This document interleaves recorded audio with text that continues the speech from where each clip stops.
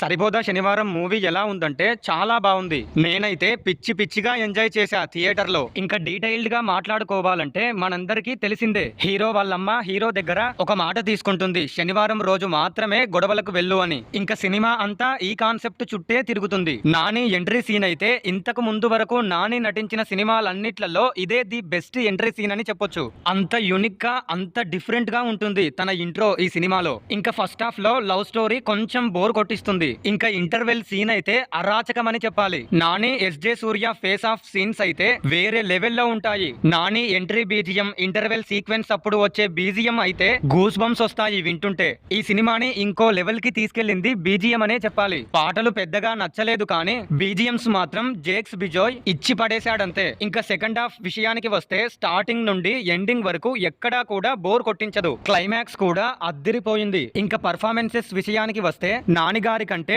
SJ సూర్య గారి గురించి main గా మాట్లాడుకోవాలి. ఎస్జే సూర్య ఇచ్చిన పర్ఫార్మెన్స్ ఈ సినిమాకే మెయిన్ హైలైట్ అని చెప్పాలి. నాని గారి పర్ఫార్మెన్స్ కూడా అద్దిరిపోయింది. హీరోయిన్ ప్రియాంక పర్ఫార్మెన్స్ కూడా బాగుంది. ప్రియాంకది కూడా ఇంపార్టెంట్ రోలే. ఈ సినిమాని ఖచ్చితంగా థియేటర్ లోనే చూడండి, చాలా బాగుంది సినిమా. ఇలాంటి రివ్యూస్ ఇంకా కావాలంటే మన ఛానల్ ని ఇప్పుడే సబ్స్క్రైబ్ చేసుకోండి.